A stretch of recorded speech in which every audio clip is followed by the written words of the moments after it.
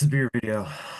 I will warn you right now, we are in the midst of an insane windstorm right now. People keep losing power, so if something happens and I go away, uh that happened. Uh, Uh we're having a blizzard, so yeah, similar. I felt really bad sending you the temperature here today. I only said it because it was 69 degrees and I'm a child. Um, But yeah, I feel bad about that because it's been warm here, but it's gonna be like 29 on Tuesday. Like the weather cannot make up its mind. Yeah, same here. We had like three fall springs this year. It's crazy. Yeah. Yeah, I think it's going to be up to the 50s by later this week, allegedly. Um, right now it's hovering just around freezing, so the snow is wet and gross. Oh yeah. But there's a lot of it.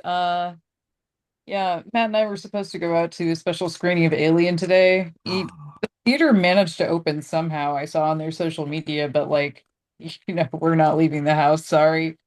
yeah. Um, it is, though I've been working on some stuff um that I'm working on now. Nice. Yeah. Um, 'Cause I have a market in 2 weeks and I'm getting finishing a lot of stuff, but I need to keep plugging along on it. Uh, yeah, so I use the horrible weather as an excuse to do that. Eh, And so I think I'm first this week. you are first this week.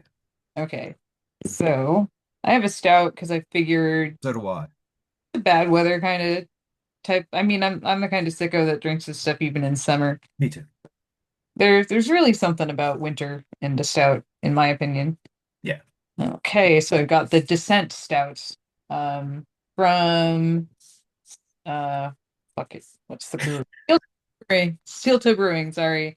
They also make an IPA, I think it is called a size 7, and I was thinking like I got that mixed up and thought it was the brewery name. I don't know, it doesn't really say much about it besides it's a stout. Um Sorry, there is just an incredible wind gust just right now. It's just my sorry, I didn't mean to interrupt you.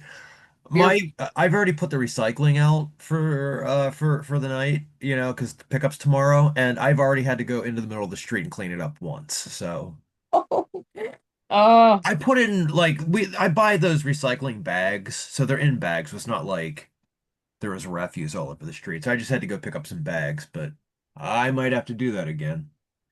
no. Well, I don't see an ABV on here, so this is going to be a fun adventure. Ooh, what's it called again? I will look it up.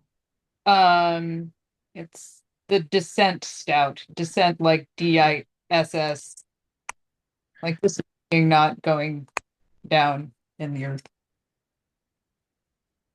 Let's see. It is 7%. Yeah, okay. Well, I feel like that's what most of their beers they've had are. You can see it's like kind of a thin head, but very nice, toasty brown. Yeah. So, and this is my generic mug.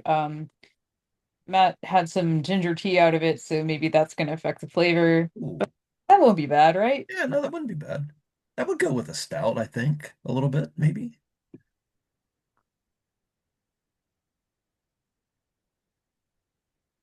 Yeah. So every beer I've tried from Steel Toe has been solid, like nothing super innovative or like instantly memorable.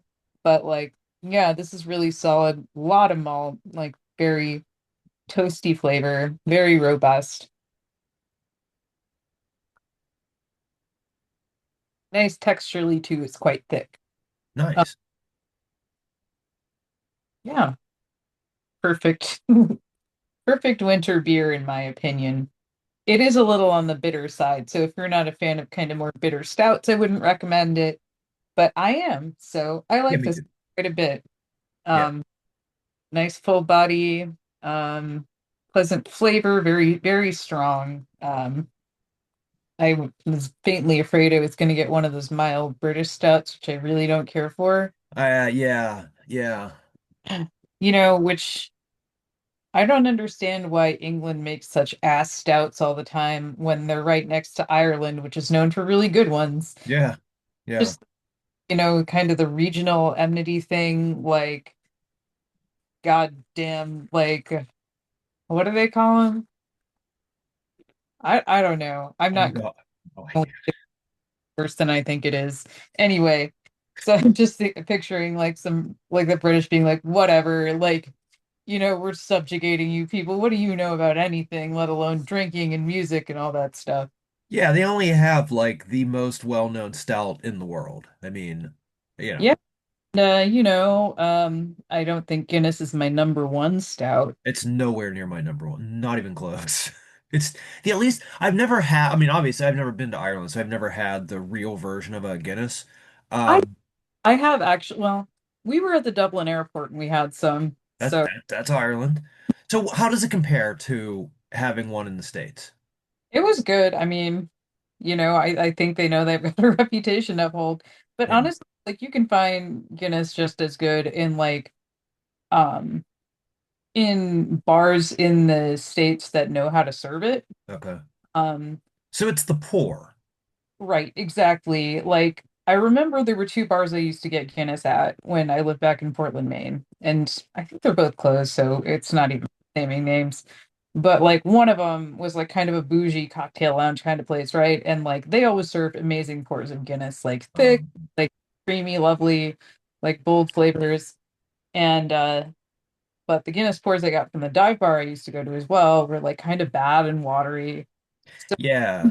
from what I understand from people that make and or serve a lot of Guinness, it's the issue is like how often they're cleaning that line. Hmm, So sure. it depends on the bar. Like Yeah. I think any fake fake Irish pub in the US probably serves decent Guinness. Like I think yeah, there were a couple actually fake Irish pubs I used to go to in Maine as well, which now I think are both gone. But yeah, they always serve decent Guinness because like, you go to the Irish pub, you get Guinness, right? Yeah.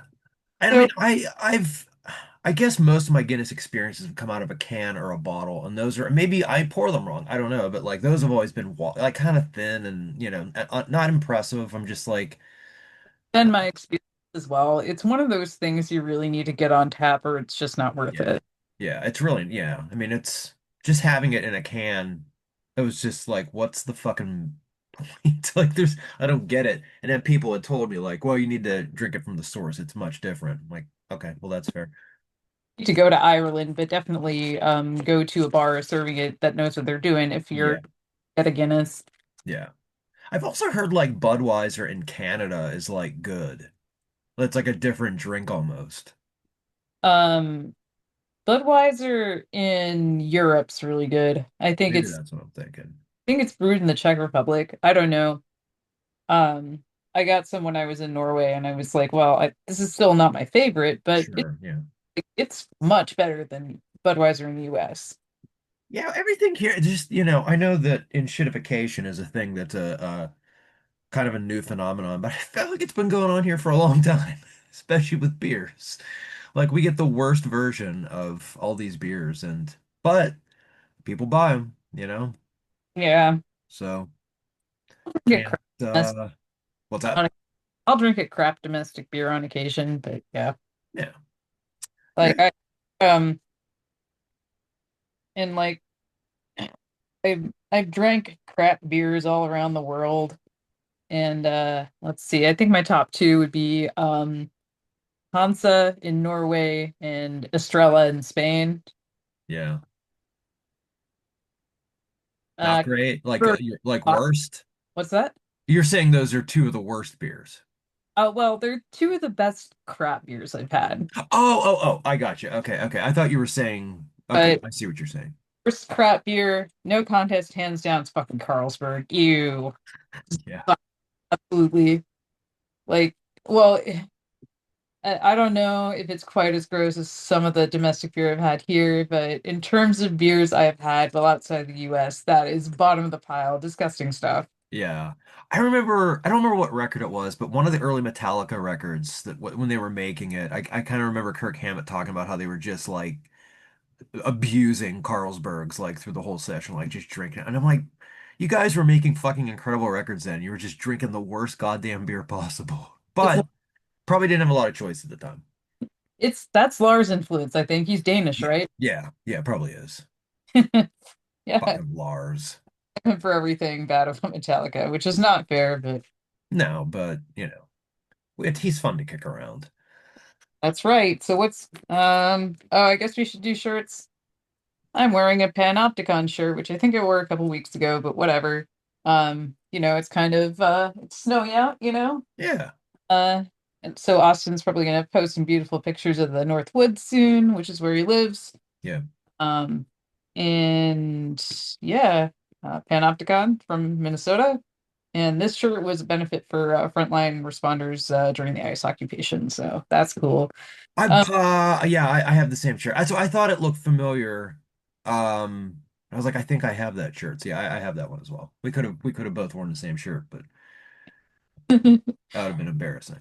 yeah, and I'm just going to take this note this time to say, yes, there has been an ICE drawdown in Minneapolis, but ICE is still active, even if not as much, and people still need help with paying rent. We're still gonna put the link in. Visit Stand with Minnesota and just help some people out, donate to food banks, rent assistance funds, things of that nature, especially since our dumbass mayor, uh, the city council voted to enact an eviction moratorium, or not like a permanent one, but I Yeah. think increase the period for giving notice for eviction from 30 days to 60. And our mayor vetoed it for reasons. Didn't make much sense to me. Um, But anyway, so I guess my point is people still need rent assistance because a lot of people who are out of work for a long time do that shit. And like maybe you're still trying to dig out of a hole. So yeah, please help us out if you can. It stopped being as visible, but unfortunately we're still feeling the effects. Yep. Yeah. Um, yeah. It's there's just so many embarrassing things about this country that yeah. I'm wearing a Blut Aus Nord shirt. It's just from their new record, Ethereal Horizons, which is a pretty great record. As most Blut Aus Nord records are. It's I like it.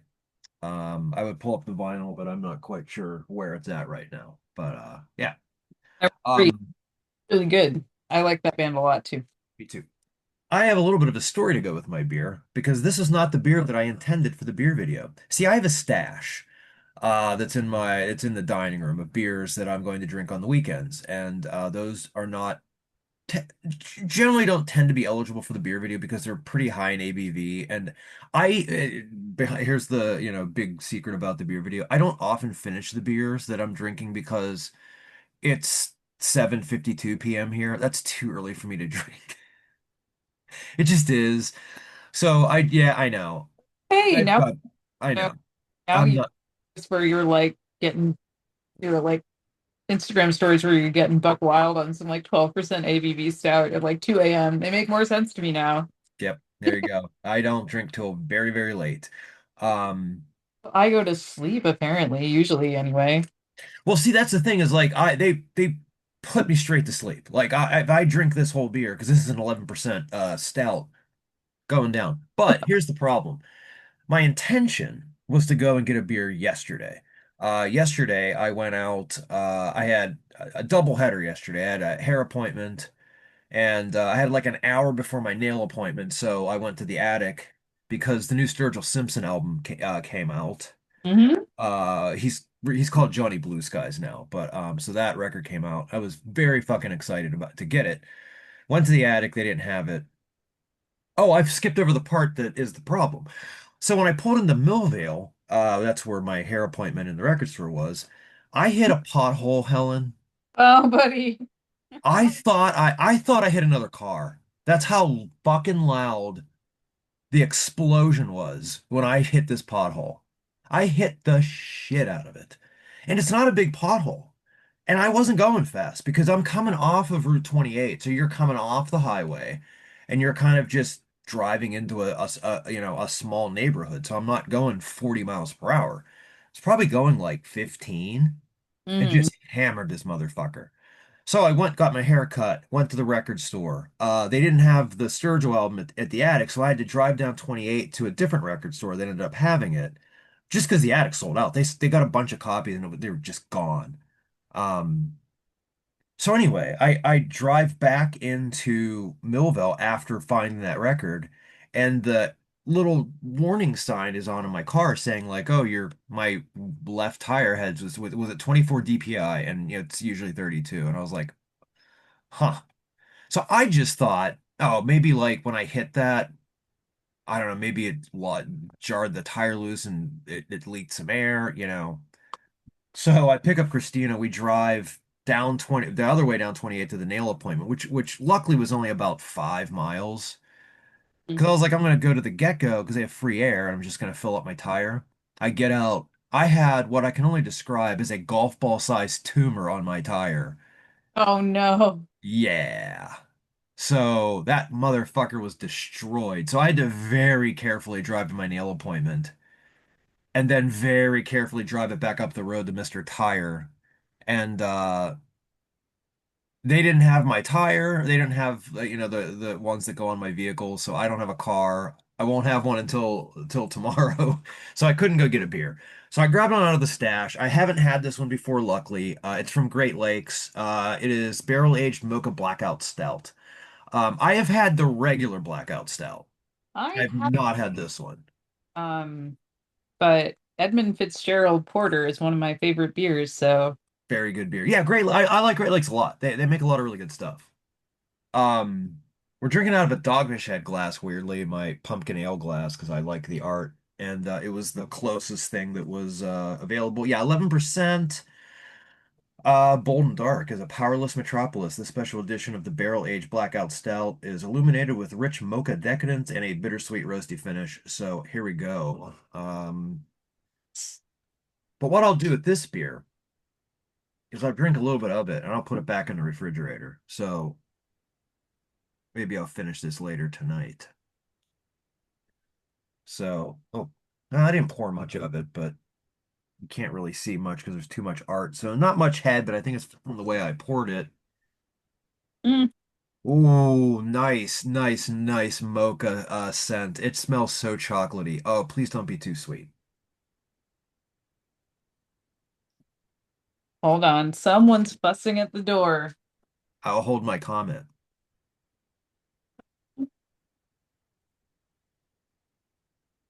Here it comes. Who's rapping at the chamber door? It's gonna be Sauron, I guarantee it. If I'm wrong, I'll shave my head. There you go, I was right.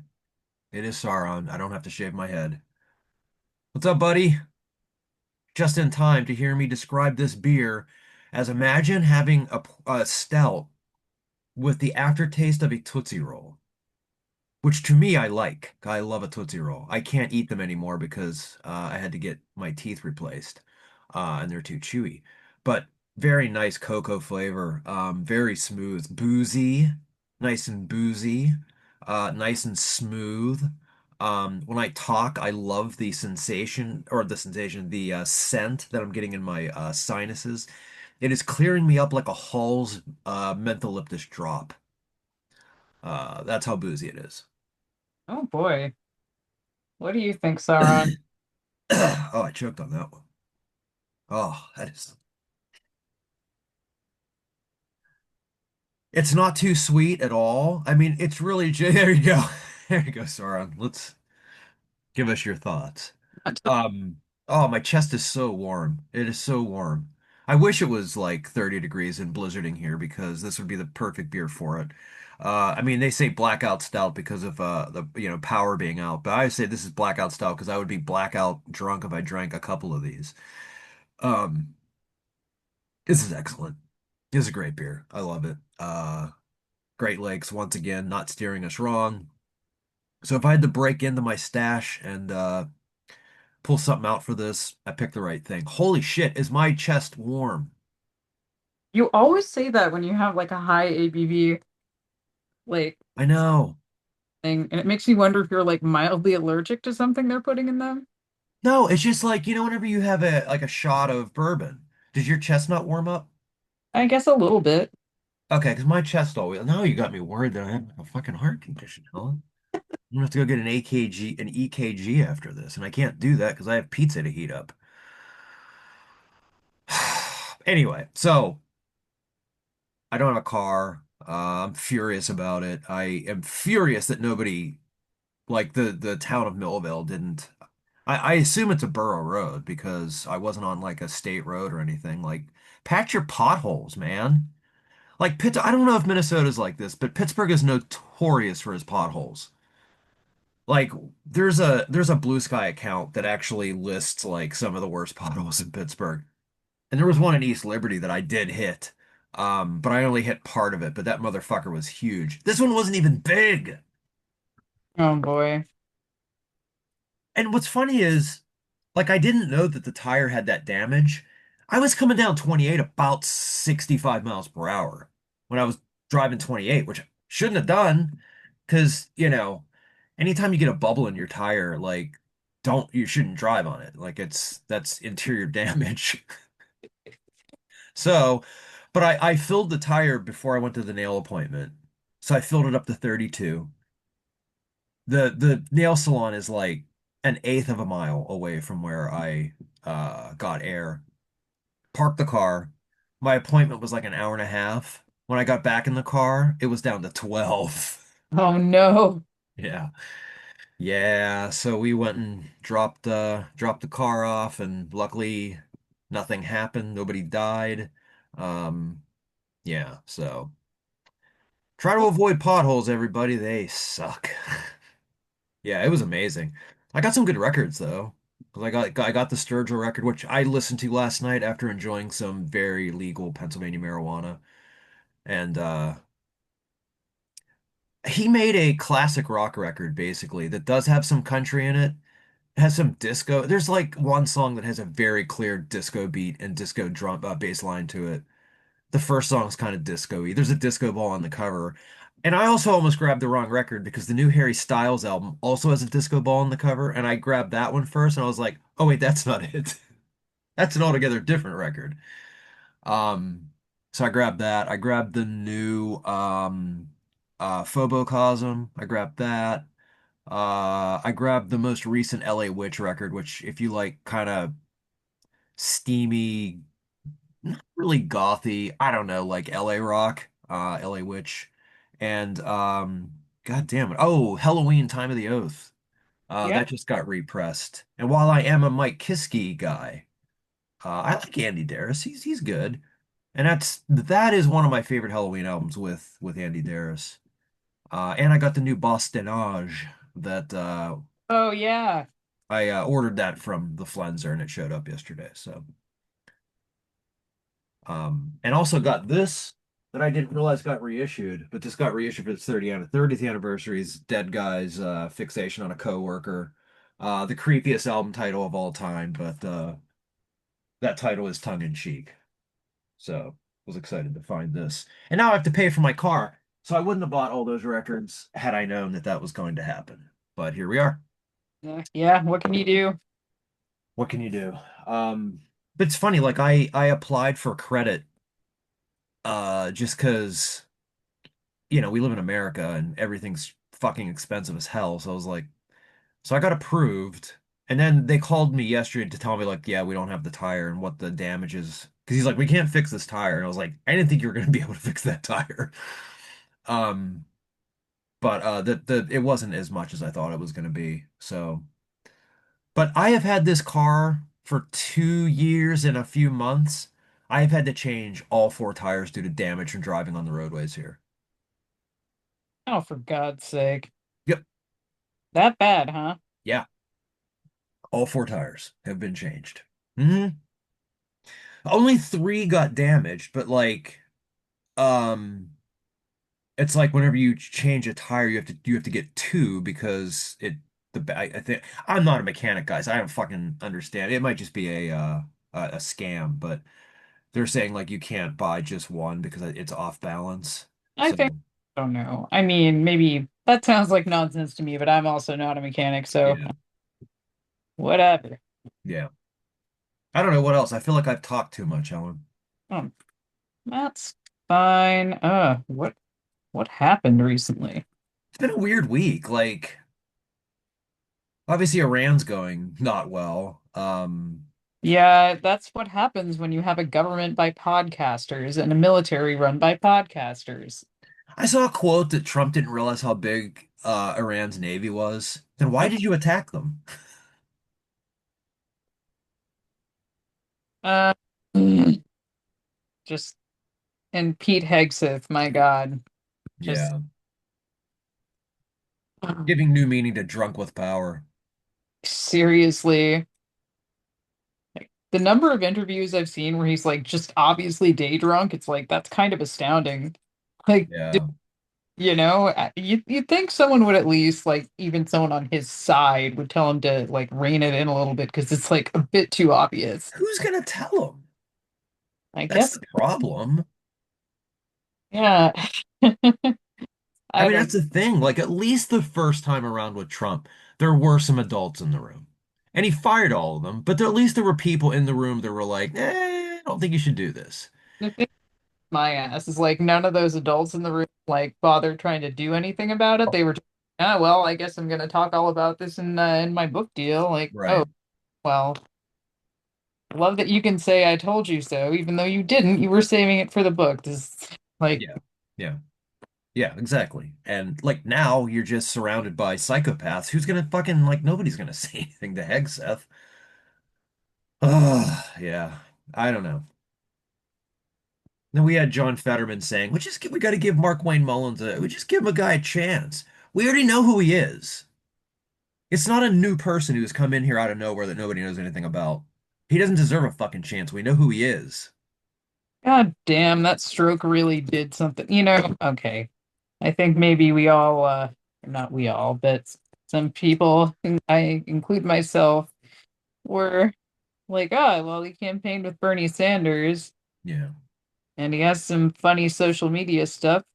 This guy seems fine. I should have paid more attention to local politics. I am so sorry. I'm here. I mean, it's easy enough to not know locally either. Like I mentioned, I have a friend who had known people who worked around him and, so kind of had like more insider knowledge on it. But I mean, a lot of people here didn't really understand fully who he was. I'm included in that. And the thing that I think is having kind of a dangerous effect on you know, Democratic politics and like with the primaries coming up is you keep seeing like people. Okay, look, Graham Plattner definitely has some issues, so like I get that. But like I can't remember how to pronounce her name in Chicago. Yeah, I know who you're talking about. Her, and then it's just like any progressive candidate now. You just have all this fear monger going like they're going to turn into Fetterman, they're going to turn into Kristen Sinema, and it's like, well, People are such psychos about Cat. I'm not going to tell people in that district how to vote. right. 'Cause I'm sure there's things about the local situation I don't understand, but like, people bring up like, oh, she was a Republican when she was a teenager. It's like, So was I. yeah, I think a lot of people were. I think a lot of people have had dumb and bad politics when they were younger, Yeah. and you know, and the Plattner thing. God, I don't envy the primary in my home state. That seems like a pretty broad choice, but like. I've seen so many people just try to write this off like, oh, well, people in Maine are dumb fucking hicks, and also kind of misogynist probably. Because, they're kind of balking at Janet Mills. And it's like, well, Mills also has a like shitty record on labor. Yeah. Um, Isn't she ancient too? she's 78, Yeah, so I mean that's no, no offense against 78-year-olds, but that's way too fucking old. yeah, for a 6-year term, Yeah. forget like, can you imagine an 84-year-old senator running for a second term? Like, I can't. No. I mean, probably do it, but like that's how you end up with the Feinstein situation, which I was hoping would be a Oh, bad thing. yeah. Yeah. I mean, I just think the fuck. I guess you hope for Plattner to win and he's not going to do anything insane that I don't know. Yeah, I think that's might be the best case scenario, unfortunately. Yeah. Yeah, I mean, I don't know. It's just, he does say a lot of the right things, but there's just,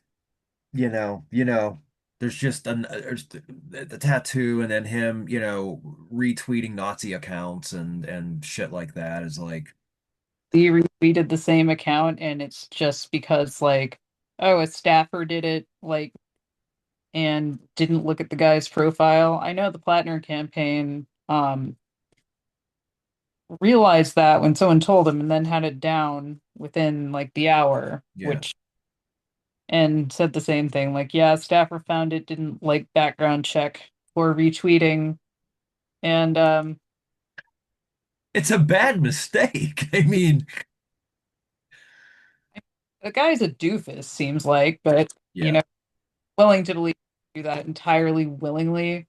If only for like he's got, he knows how bad that would look. Yeah.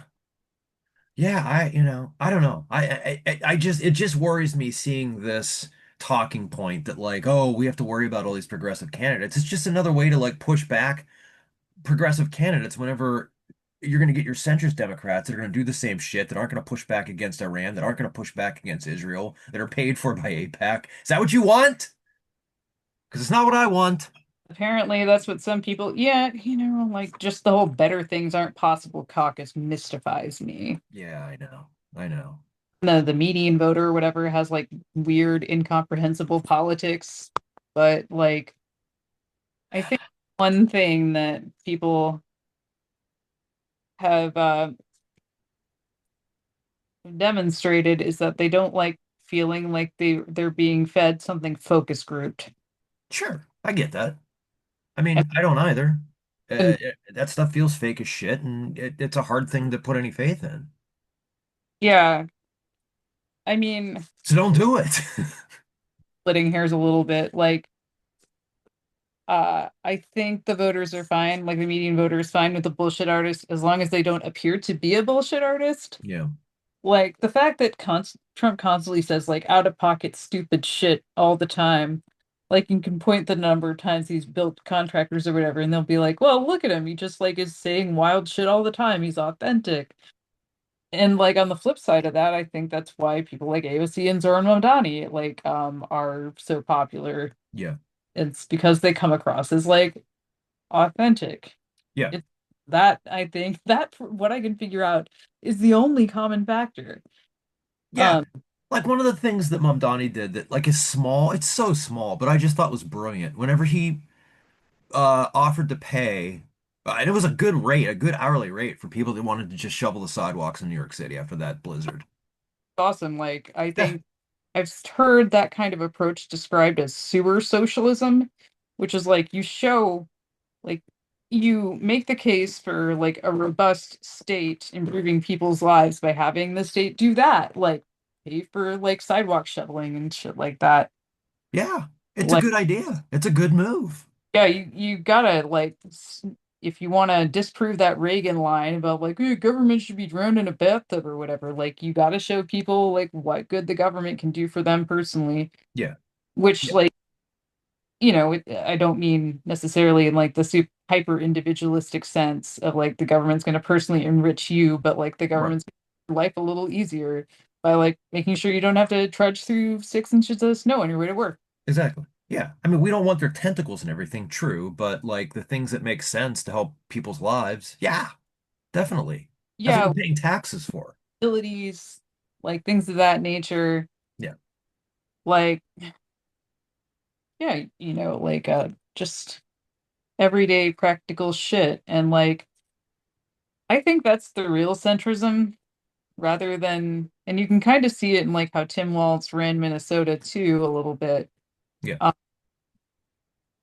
I had mixed feelings on Walz, as I've repeatedly said here, but Yeah. like he did, even though he's like kind of a centrist Democrat himself, he did sign on to these quality of life bills because I think he knew like free school lunch, and making Minnesota a sanctuary state for trans kids. Like Yeah. he signed on to those because he knew like it was a good way to sell Minnesota, to Yeah. improve the lives of Minnesotans.